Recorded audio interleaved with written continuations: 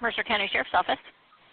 Yes, I may be just totally off my rocker, but I was just out walking my dog, and I came across some bones that look to me to be human. Maybe they're not, but I was wondering if I could send those pictures to you or email them to you. Okay, where did you find this at, ma'am?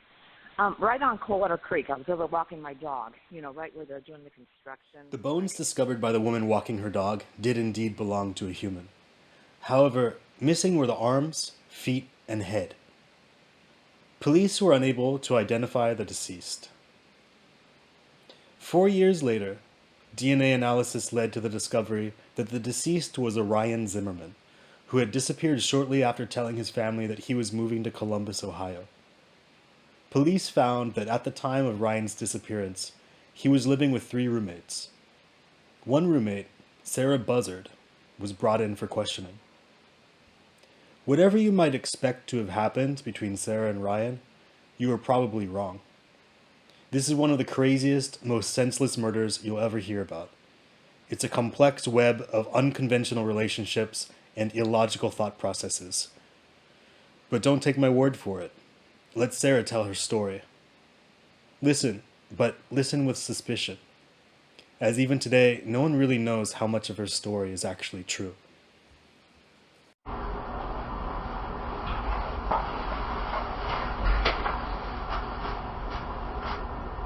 It's going to be Thursday, January 6th at about 9:10. Detective Walker and Baker are going to speak with Miss Sarah BUZZARD.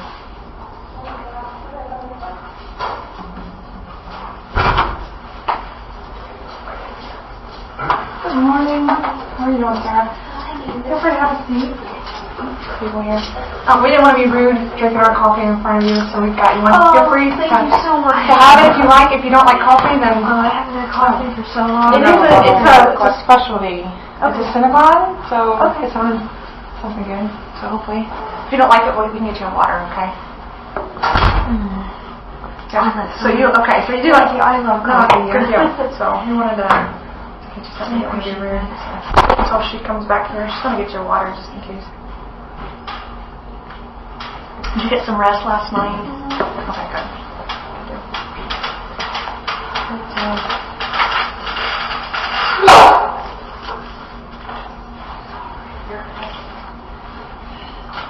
They're getting the floors all shined up out there. Bottle looks a little funny, but it's sealed. I start making everything so thin anymore. I know. Thank you. You're welcome. Well, obviously we've spoken with Mr. Lamar and Mr. Wilson, your attorneys. They're fully aware of what's going on. They've spoken with you. Is that correct? Okay. And they've given you the go-ahead to speak with us without them present. Is that correct? Yes, that's correct. Okay. I explained to them I'm still going to read you your Miranda rights here, just to make sure that's covered. But then we can just chat and clarify some things here. So that is what we will do here. I believe it's January 6th already. We appreciate you being willing to come over and speak with us. So. What time did you get up this morning? 8:30-ish. Okay. All right. So, read, write, speak English, correct? Okay. Highest level of education? It's a Bachelor's degree? Yes. Okay. I think we covered that previously, but I always like to make sure. And I can read it along here if you want to follow along. If you have any questions, stop me at any time, okay? I am going to initial next to each one as we go over them, okay? Okay. So before we ask you any questions, you must understand your rights. Do you understand that? Yes. You have the right to remain silent. Do you understand that? Anything you say may be used against you in a court of law. Do you understand that? Yes. You have the right to talk to a lawyer for advice before we ask you any questions, or to have him with you during questioning. Do you understand that? Yes. Okay. If you cannot afford a lawyer, the court can appoint one for you before any questioning, if you wish. Do you understand that? Okay. If you decide to answer questions now without a lawyer present, you still have the right to stop answering questions at any time. You also have the right to stop answering questions at any time until you talk to a lawyer. Do you understand that? Okay. I'm going to read the waiver portion here. It says, I have read the statement of my rights shown above, and I understand what my rights are. I am willing to make a statement and answer questions. I do not want a lawyer at this time. I understand and know what I am doing. The promises or threats have been made to me, and no pressure of any kind has been used against me. Does that sound clear? Okay.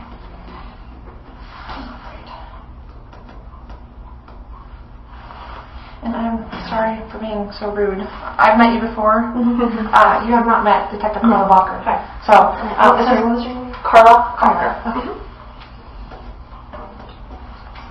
So I apologize for that. I mean to be rude here. Just seeing your signature acknowledging that we read those and you understand those. Do you have any questions about that at all? No. Okay.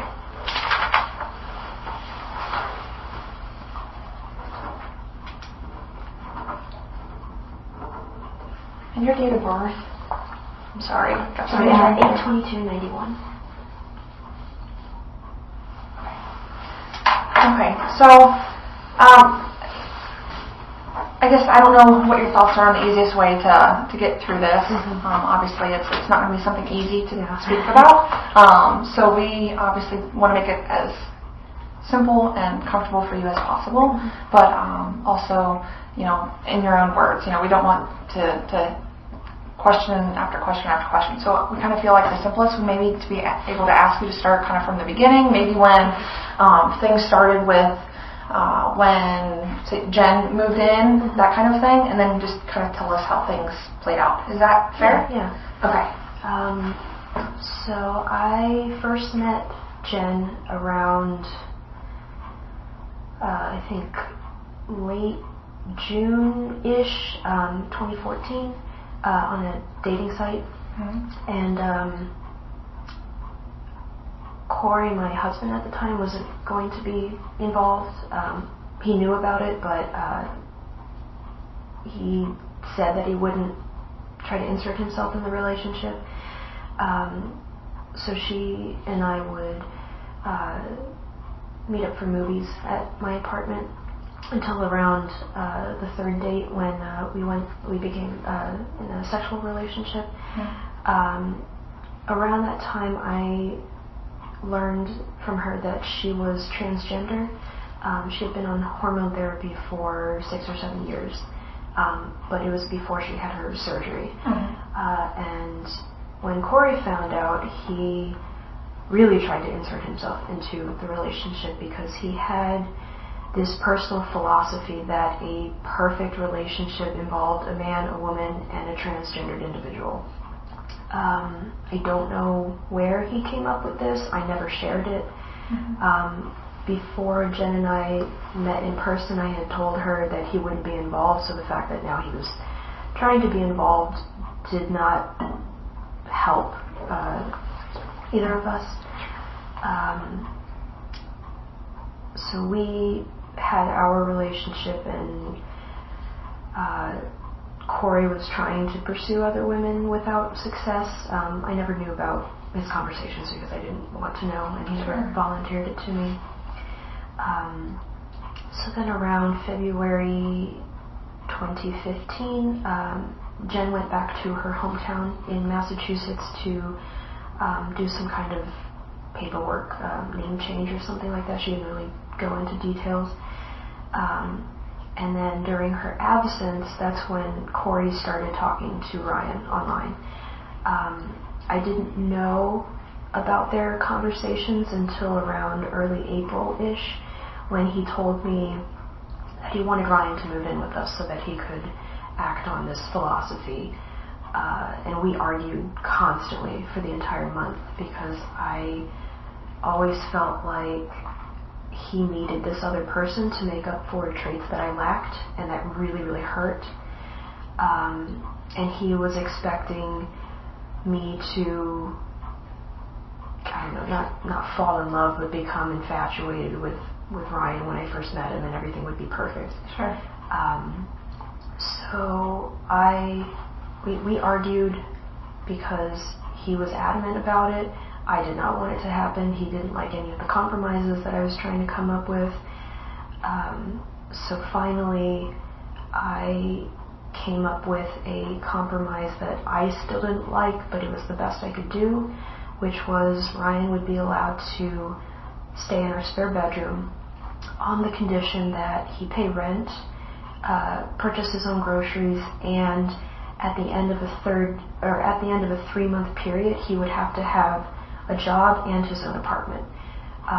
Because I told Corey that if the relationship he was pursuing with him was going well. Ryan could still be around to see him, but I didn't want him staying in the house the whole time. Well, that sounds fair. Yeah, which he agreed to. Mm-hmm. So I talked to Ryan online once, and I did not like him. He was extremely subservient to the point where I found it extremely annoying. Like I was asking him, what are your hobbies? What do you like to do? And he said, I like to draw. And I told him, I have a degree in that. I'd love to help you. He said, no, I'll never be good enough. So I understand that his family,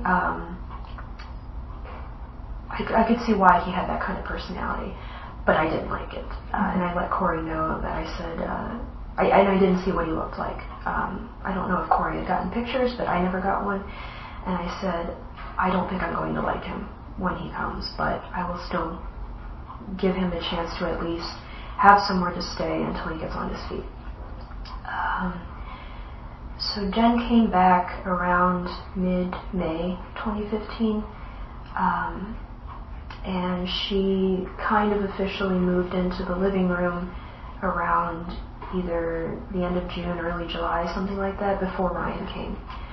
So she set up her space in the living room. We fashioned a curtain to block it off from the stairwell in the kitchen, so there was a little bit of privacy.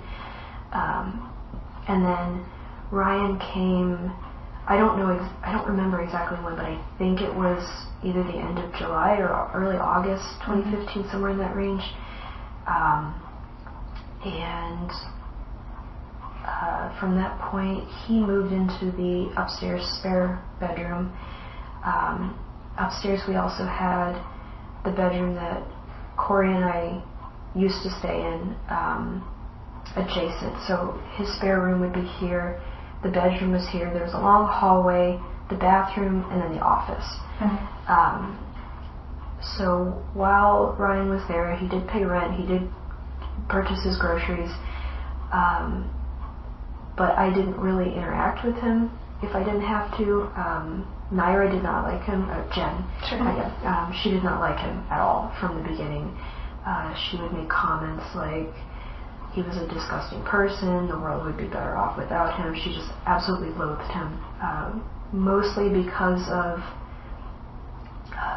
his personality, but also because he would eavesdrop at the top of the stairs, and she would always catch him, and that really bothered her. Like eavesdrop on your conversation, or just in general, in your personal space? If anyone was talking in the kitchen, he would sit at the top of the stairs and try to eavesdrop. So Naira, Jen kept to herself. You can call her whatever you want. Whatever you're comfortable with. So Naira was, she stayed in the living room primarily. Didn't really interact with Corey or Ryan if she could help it, unless we were all in the kitchen during meal times.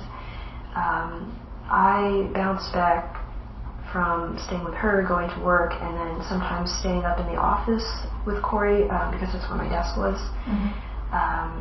I also tried not to interact with Ryan as much as possible, but I was a little bit more open if he had questions. And then Ryan stayed in his room primarily all the time. And then Corey would bounce between hanging out in Ryan's room, staying in the office, or going to school. So we all kind of had a uncomfortable but functioning relationship. And then in September, I think it was the 25th. I know it was the weekend when everything happened, and I can't exactly remember if it was a Friday or a Saturday. I think it was Friday the 25th. Corey told me that he was meeting a woman at the Greyhound bus station, and that they had reserved a hotel room in downtown Columbus, and they were going to stay there for the whole weekend. And he also told me that he didn't want to have anything to do with Ryan anymore. He wasn't what Corey expected, and he had not tried to hold up his end of the deal. He had scheduled several job interviews and never went to a single one because he was convinced that he was just going to get rejected, so why bother? So Corey told me that he did not want Ryan there anymore. He had told him that he wanted him to pack up and leave before Corey came back. And then he left to go to the hotel. The next day, I don't remember seeing Ryan at all the rest of that day. If I did, it was briefly to go into the kitchen to get something, but he didn't really talk to me. On the morning of the 26th, Naira started voicing some plan about killing him, and I did not take her seriously because she would make comments like that sometimes. Like if we were in the parking lot and we saw a woman waiting in her car, she would say something like, "Oh, I wonder what would happen if I just shot her in there," or "Oh, I wonder what would happen if we drove the cyclist off the road," and things like that.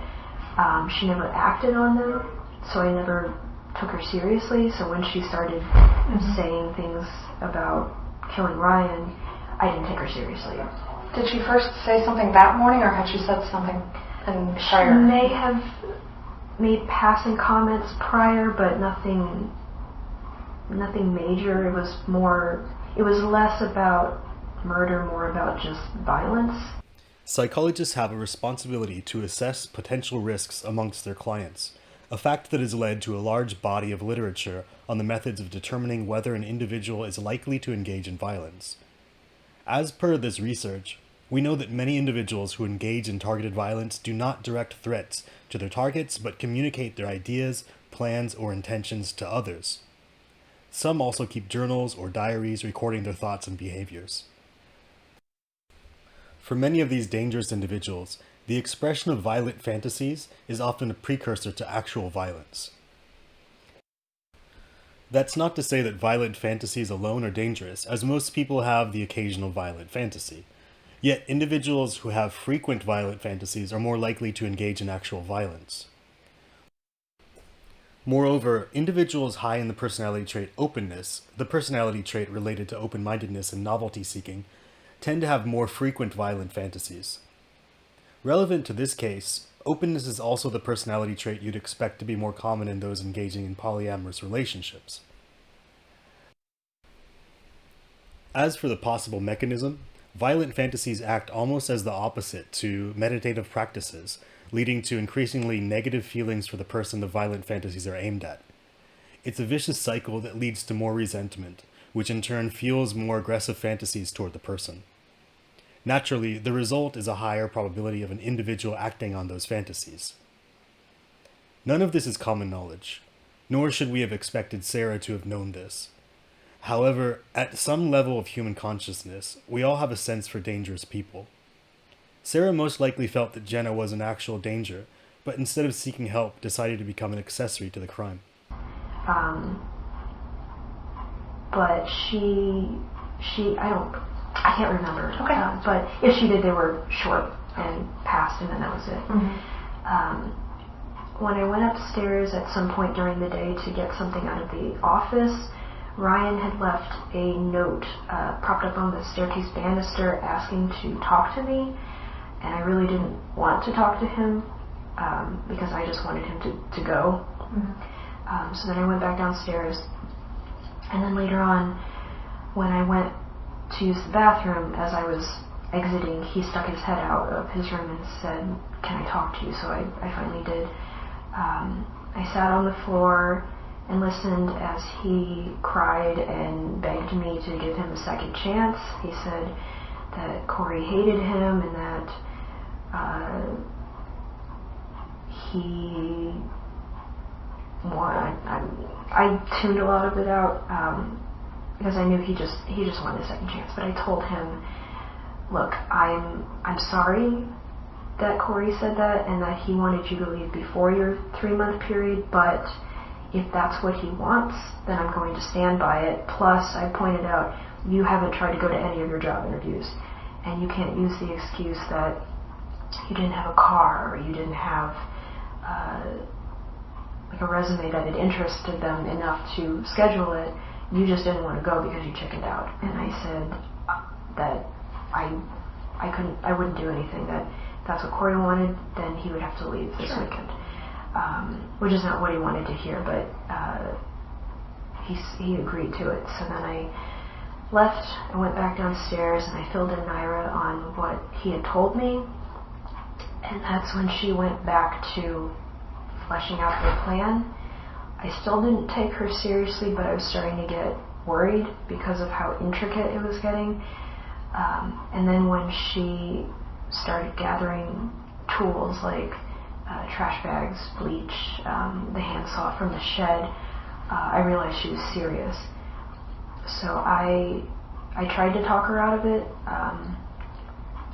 calmly at first, and then I started getting a little hysterical. And she told me that if I didn't help, that she was going to do it anyway, and that it was going to be a lot messier and a lot harder to get everything done by herself, and that Corey would probably come home before she was finished. So she said that she would just give me a small role to play, but she would do most of the heavy work. And usually at this point, the attorneys ask me, well, why did you do it? Why didn't you call the police? Why didn't you kick her out? And it was because I loved her. I knew that she wasn't a good person. I knew that she was kind of borderline sociopathic. She liked to manipulate people, including me early in our relationship, but she was the only person who had been there for me through everything that Corey had put me through, and she was the first person that I actually felt like cared about me. Maybe not so much at this point in our relationship, but later on, she was fiercely loyal to me, and so I didn't want to lose her. So I agreed that I would help. So in the evening, we waited until Ryan went upstairs to use the bathroom, and then we both went into the office. She had a rag that she dipped in bleach, and she had a bottle of vinegar next to her to add to it when the time came, because I guess they had some kind of chemical reaction and released some kind of poisonous gas. I don't really know, but she did the research for it. So when Ryan came out, I was waiting in the doorway of the office, waited until he walked down the hall, and then I jumped on him from behind, put him in a headlock, and pulled him down to the floor with my body weight so I could hold him while Naira came in and straddled him and then pressed the rag over his face. When he started making these guttural gasping noises, Naira let me get out from under him, and I curled up in the office and cried. I didn't want to look at her or him. I wish that I didn't have to do it, but it was done, and I was so scared and horrified, but there wasn't, I didn't stop. I didn't stop her. I didn't. Love is a powerful thing. Yeah. So I stayed in the office. I didn't know that she had put duct tape over his face until the prosecutors or you, or I can't remember, somebody told me that when they examined the head that there was duct tape on it. So I didn't see her do that. I'm guessing she did it to make sure that he wouldn't breathe if he wasn't fully dead. And then she asked me to help her move him into the bathtub, but I wouldn't do it. I said I didn't want to see his face. I couldn't bring myself to look at him. The only thing I could see were his calves sticking out, and his skin had turned white, so I knew that he had died. So I stayed in the office for a while until she did get him in the bathtub, and she had put a trash bag over his head and severed it, and then put that into the freezer so that she could deal with it later. And she started using the handsaw to take off his hands and feet at the joint. And at that time, because his face, I didn't have to see his face anymore, I came out to help, and she gave me his clothes, instructed me to put it in a trash bag while she worked. And after, I'm not sure how much time passed, it felt like maybe an hour, she started to get intestinal cramps, so she went to lie down and said I had to take over. So I put the hands in one bag, the hands and the feet she told me to put in a bag, and then she also put it in the freezer for later because she said those would be the two big identifying factors and she would have to deal with them separately.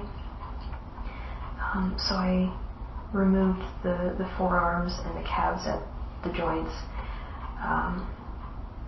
and it was slow, exhausting work, and I did not work fast enough. Her original idea was to cut up everything into as small of manageable pieces as possible and then dispose of them that way, but we didn't have enough time to do that, so we just had the head, hand and feet, the forearms went in one bag, the calves went in another bag, and then we just had to deal with the torso. Around that time, I'd say maybe 4 or 5 in the morning, I knew that it was starting to get light out. She came back to help and had this black Tupperware bin that she had kept some of her belongings in, emptied that out and brought it upstairs, and we put the torso in it, all of the pieces, and then bags that had the tools, rags, gloves, things like that, and threw those in there too. I waited while she cleaned the bathroom quickly. She said she would do a more thorough job later. And then we took the bin and put it in the back of Ryan's car. Sometime on the 26th in the afternoon, she had apparently talked to a friend online who arranged to purchase Greyhound tickets for us.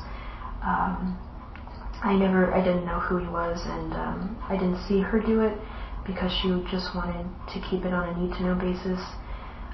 So once we got the bin into Ryan's car, that's when she told me our plan was to drive to Illinois, leave the car somewhere deserted, and use those tickets to come back to Columbus. The fastest Greyhound bus route from Illinois to Columbus starts in Champaign and takes 13.5 hours. The fastest route to Illinois from Columbus is 4 hours.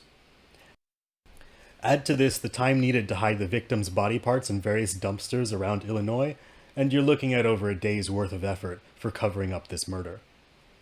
In fact, Sarah and Jenna would spend over 3 days in total in this endeavor. Some might be impressed by their effort, but what's perhaps more impressive is the fact that this could have all been avoided by simply allowing Ryan to move out of the house. Let's not forget that the murder took place the day Ryan was to be kicked out of the house. A logical person who wished to remove Ryan from the home would have spent zero effort letting things run their course. Ryan would have moved out, and life would have gone on. The fact that this murder happened when it did implies that Jenna most likely did not have the goal of removing Ryan from the house, but instead saw moving day as her last chance to live out her fantasy of murder. Hence the sloppiness and relative lack of a comprehensive plan to conceal the crime.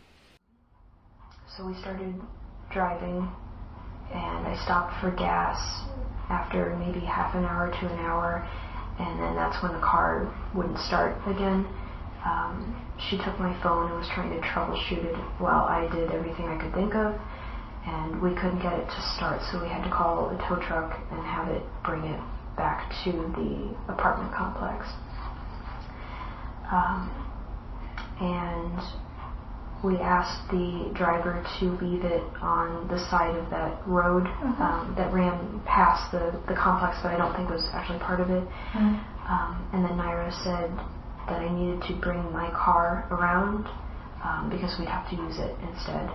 And when I brought it up alongside, she took some of his belongings out of his trunk, put them in my car, took off the license plates, and just rummaged around and tried to find anything that needed to be taken. And then we moved the bin into the backseat of my car. And we left his car there and started driving again to Illinois. It started getting dark. I don't remember how long we were on the road, but I knew that the day had gone by very quickly. I'm guessing a lot of the time was spent trying to get the car to start, but it did start getting dark when we left in my car. And I started again driving towards Illinois, and once it got dark, Naira would randomly pick exits for me to turn off on, and we would drive around trying to find dumpsters that were open and unsupervised, and we would throw one of the bags in it and then get back on the highway and keep going. So we did that until we just had the torso left, but at that point we had both been awake for 36 some hours, so I kept falling asleep at the wheel, and I told her I can't keep driving. So that's when we found the wooded area here, dumped the torso, and turned around and started driving back to Columbus. And I had to stop frequently on country roads to take a quick nap just so I could keep going. And I think it was maybe 2 o'clock in the morning by the time we got back. And Corey was waiting for us in the kitchen. He didn't suspect anything, but he was angry that I had turned off my phone because he had tried to text me to see where I was. So he was furious that he didn't know where we were. I did not want to talk to him. I just wanted to sleep. So we both, Naira and I both went back to the living room and fell asleep. I don't remember what she did with the bin. I know that she cleaned it out. I can't remember if she just threw it in the dumpster at the apartment or what she did with it, but it eventually disappeared somehow. And then she took care of the hands and feet while I was at work and Corey was at school. She did something to make it easy to pick the pieces apart and store that in a bag. And the head, she got this soup pot and made some kind of lye mixture and put the head in it, partially because it was kind of a trophy for her, but also because she didn't know the best way to dispose of it yet. So we had to carry, so she put it in the soup bin, put that in a bag, or several bags, put the pieces of the hands and feet also in the bag, and then kept bagging it up, and we put it in the shed for the time being. And every time we moved, it would have to come with us. So that was a weight that I had to drag with me everywhere I went. Corey never suspected anything. I told him Ryan packed up and left, and he didn't give him a second thought. He started dating another woman until he moved in with her sometime in November. And Naira and I vacated the apartment December, January, somewhere. It was slow work, and moved everything back to my mom's house. And then early January, Corey and I had an uncontested divorce, and then Naira and I married at the end of January. And for a long time we would check the news constantly. That's when we found out that the torso was discovered. But as time went on and we didn't see any new news, we started planning for a future instead. And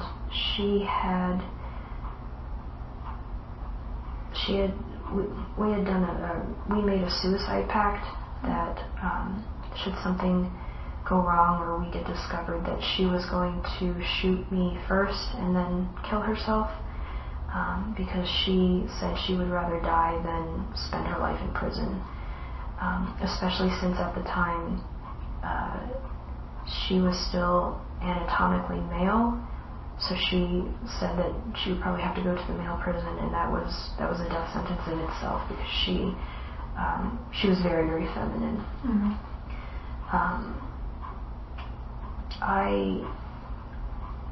I agreed to the suicide pact, but I was also scared because I'm terrified of death. I did not want to have it go that way. Sure. But as time passed and nothing new happened, I started to feel better, that maybe we'd be able to live a life together. And then the arrest came, and when I said goodbye to her, I could see it in her face that she knew. And when the officer that the Marion Police Department told me what happened, I wasn't surprised, but it still hurt. Sure. I need tissues. There we go. Okay, thank you. Okay. And that's about it. Okay. So if you don't mind, I have a few questions. Okay. Kind of going back a little bit to the point where you said she would bring it up and talk about it, I guess, and she kind of laid out her plan. What did she explain? She was trying to figure out the best way to kill him without alerting anyone. She didn't want to shoot him because that would be loud, that would be messy, and it would draw attention. So the only other idea she could come up with that would be quiet would be strangulation. And she wanted me to hold Ryan down so that he wouldn't flee or kick her or anything, while she put the rag on his face.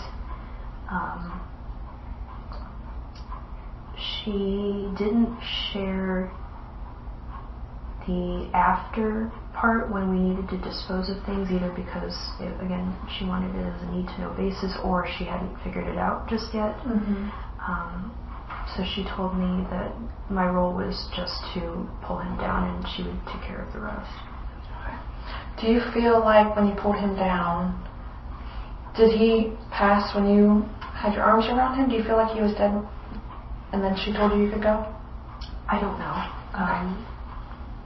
I don't have any experience with what the body or what a body does as it's fighting.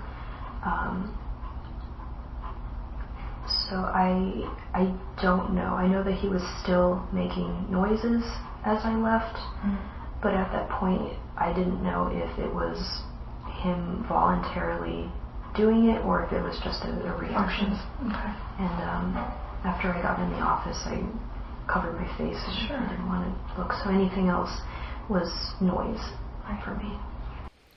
Assuming we can believe Sarah's story of Jenna being the main actor in this murder, You might at this point wonder why we are watching the interrogation of Sarah and not Jenna. The answer is actually quite simple. Jenna is dead.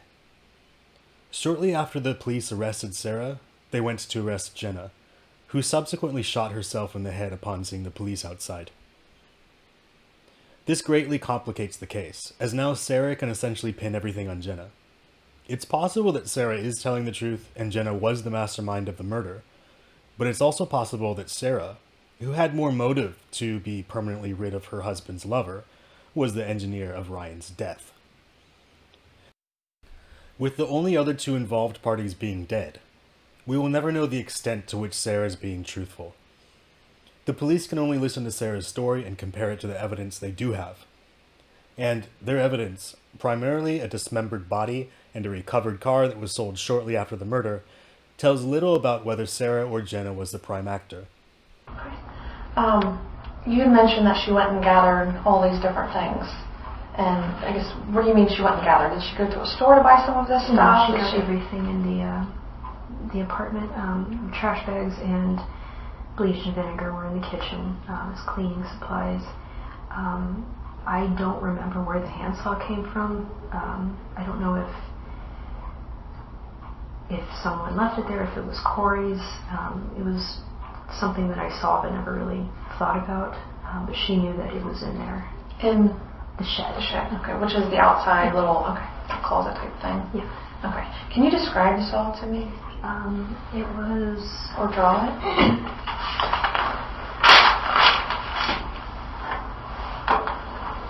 So it was about this big-ish, or at least the blade was.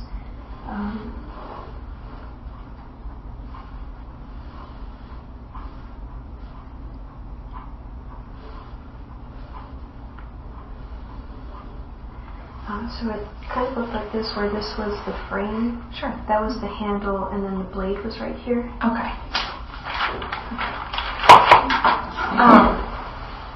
The pot, you mentioned that she had gotten a pot. Did she go purchase that somewhere? Did you guys use that previously for cooking, or where did that come from?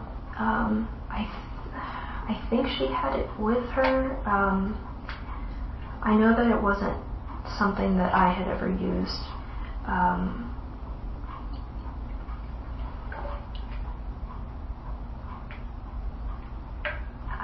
I can't remember if she already had it or if she had purchased it before. I just knew that it wasn't something that Corey and I had with us.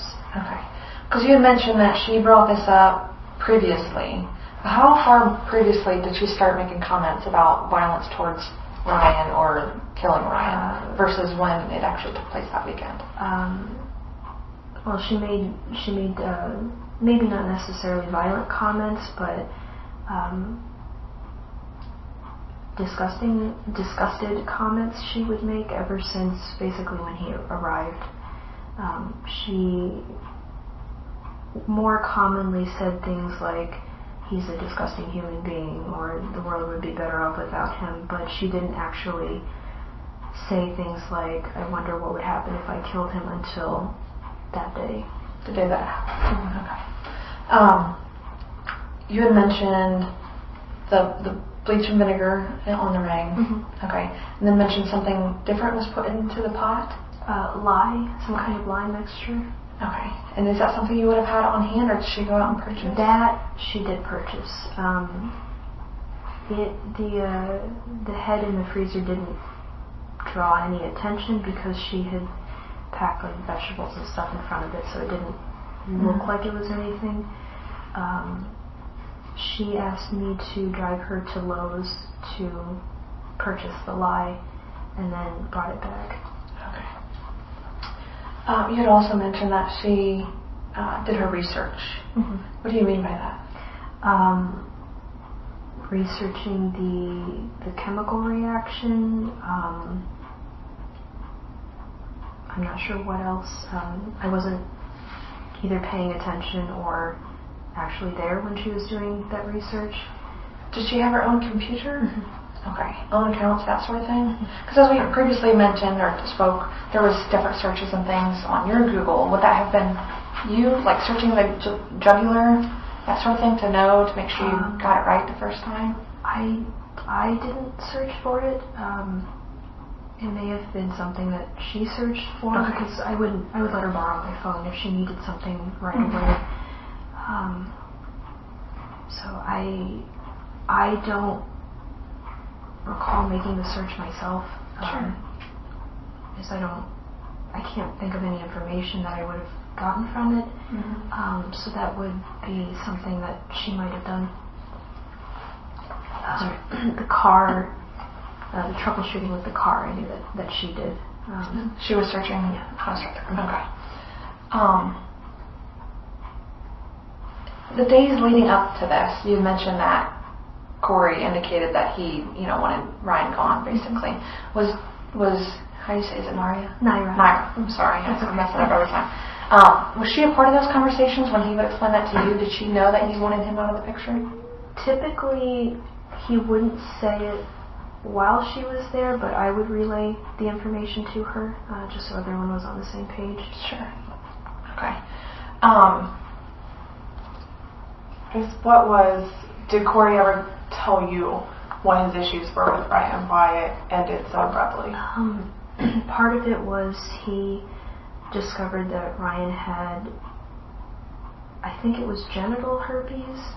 I think it was some kind of herpes, because and I don't know exactly what went on between the two of them, so I don't know how he found out, or if Ryan told him or something, but that was kind of the last straw for him, because Ryan wasn't what he expected or wanted, because he wasn't able to start any sort of hormone therapy or see a psychiatrist for it. He was physically male, very much so, and I don't think that's what Corey expected. I don't know if he had gotten photos of Ryan that made him believe he looks another way, but it's a combination of Ryan not being what he expected, finding out he had herpes, Ryan never going to his interviews, and whatever other conversations they had, all of it culminated into him wanting to go back to pursuing women and forgetting that it ever happened. Sure. Did you know that Corey was reaching out to other women back on dating websites trying to find? Earlier I didn't. Later on I didn't see him, but I knew that he was doing that. And he, even before he started trying to act on this 3-person philosophy, he was pursuing women to try to have a threesome. And he would contact my friends while I was in college, asking them if they would be interested, in pretending like I was also agreeing to the idea, but never knowing about it. So I lost a lot of friends. People stopped hanging out with me. Roommates would call me furious, and I'd have to tell them this is the first time I've heard of it. So it was something that he always did, but after Ryan it was more open, I guess. I didn't see the messages, he didn't explicitly tell me about them, but I wasn't surprised if he'd say, I'm meeting this girl somewhere or whatever. Going back to the items used in sort of, you mentioned she got it all from the house, so like the trash bags. The vacuum seal bag, do you recall that? Those I think we got after we moved to our first apartment in Pennsylvania, because it started to smell a little funny, so we needed a better seal, and her mother had needed vacuum bags anyway, so we bought some, took what we needed out of it, and then mailed the rest to her mom to use. Okay. And then the duct tape, as you mentioned, you were told by your attorneys or what have you. And I had showed you a picture of the ducky, but it's like an aqua blue. Do you recall having that on hand? That was mine. That was yours. Okay. She most likely got it out of the office because I used it to like decorate notebooks and stuff like that. Sure. Okay. So I guess the days leading up, do you recall going with Ryan to Kroger or anything like that, or did you all go to Kroger and make multiple different transactions? It depended. He did come with us on a few occasions in my car, and once we got there, everybody would kind of split up to get their own things. Corey would go either by himself or with Ryan, and then Ira would come with me. We all did separate transactions. The reason for this line of questioning stems from Ryan's debit card having large withdrawals and purchases before and after the murder. Sarah's story essentially places all the blame on Jenna. But if the detectives can gain an admission from Sarah regarding the use of Ryan's debit card after the murder, they can charge her with theft in addition to her current charges. Then again, perhaps doing so would be overkill, considering her current charges are 2 counts of aggravated murder, 2 counts of murder, 3 counts of kidnapping, assault, abduction, tampering with evidence, grand theft auto, possessing criminal tools, and 2 counts of abuse of a corpse. And once we were done, we would load up everything in the car and come back. I think he also went to Kroger or places like that on his own. Oh, sure. But if everybody needed to go to the grocery anyway, then we would just all go. Do you recall any larger purchases? Say multiple. There was multiple transactions like the day before at Kroger for like around $100 each. That was for the rent. I'm trying to remember how much I charged. I think I want to say it was $200 because I think our rent was $600, something like that. So he would pay for a third of it. I would pay for a third for Naira and myself because she didn't have a job, and then Corey would pay the other third.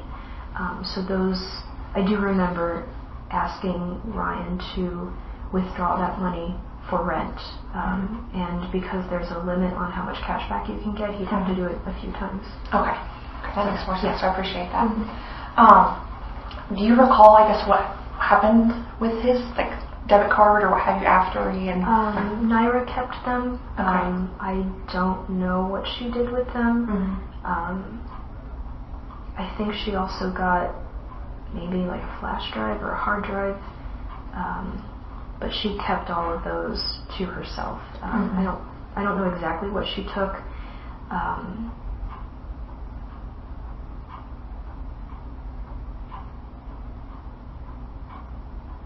Yeah, I can't remember what was in the trunk. That's okay. Bags, boxes, and she took what she wanted and then stored it in her area. Okay.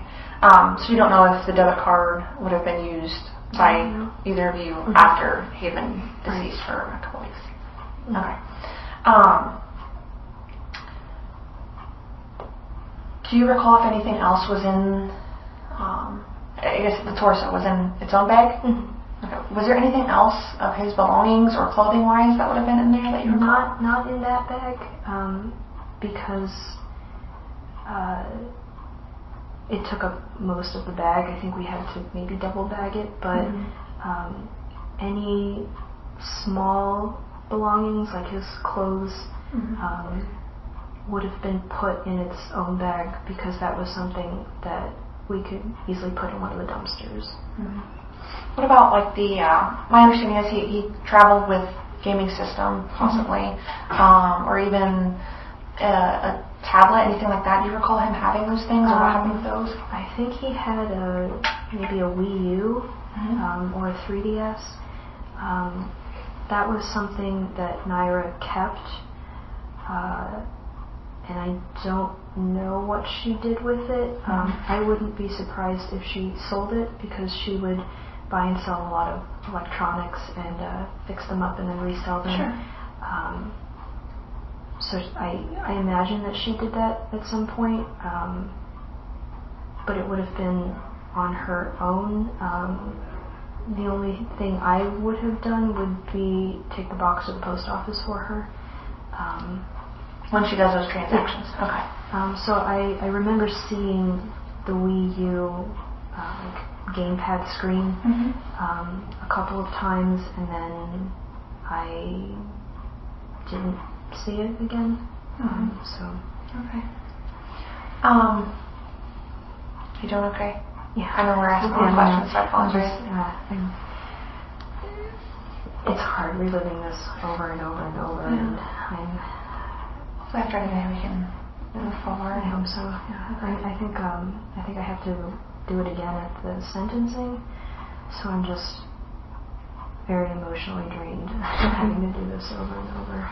Well, and unfortunately, in situations like this, sometimes it helps to get it all out. The more that you speak about it, then that offers closure for you as well. Yeah. So, I mean, that has with me in past circumstances, so hopefully you'll get that same closure. Yeah.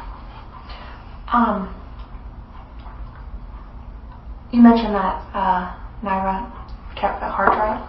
Would that have included like a tablet or a computer or something, or just specifically took that out? I think it was specifically the external hard drive.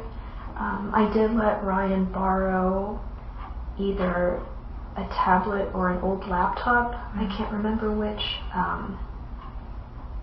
Maybe it's like I can't remember if I still had my old laptop or if I had given that to someone, but he did borrow something to use to communicate with friends, family, or be online to whatever. Okay. Do you recall searching how to clear or wipe like an ACES tablet? That would have been something that Naira would have already known how to do. Okay. Okay. Do you recall anything about getting on any of Ryan's accounts, like around that time frame, and speaking with one of his friends on, I guess it'd be Steam or the Google Chat? I didn't. Again, I wouldn't be surprised if that was something that Naira could do. She was very, very tech savvy. Okay. So if she did that, I wasn't there to see it, so she may have done it while I was at work or something.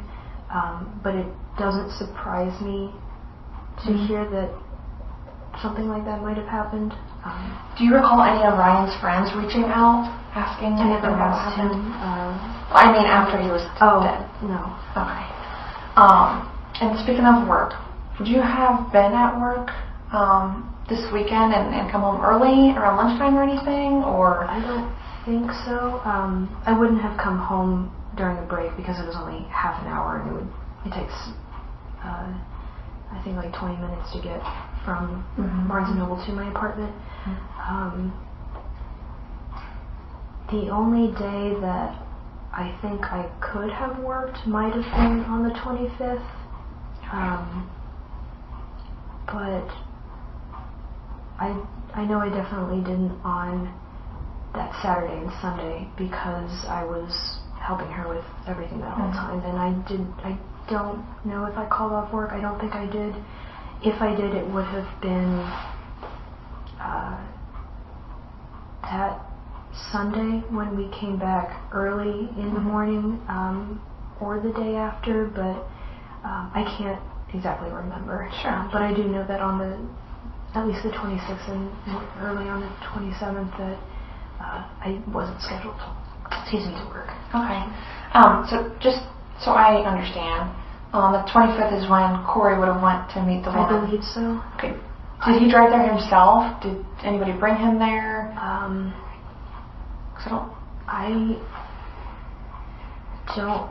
can't remember if I had given him a ride there or if he took the bus.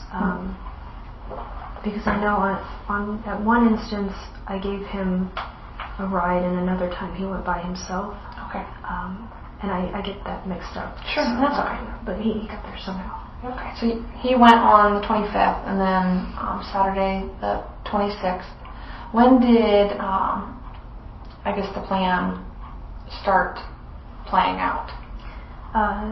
When we woke up, maybe it was like 10:30, 11, somewhere in the late afternoon, late morning, early afternoon. I think we were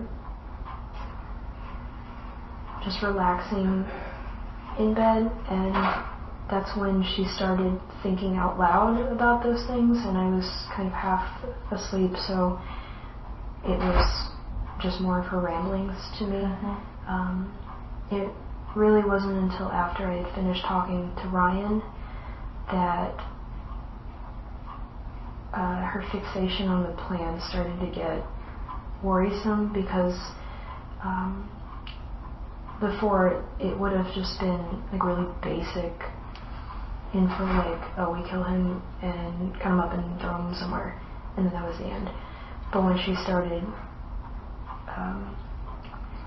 going into the details, like, you know, we would need to remove this first and that, and then we would have to do this, that it started becoming less like her other comments and more something new that I hadn't experienced.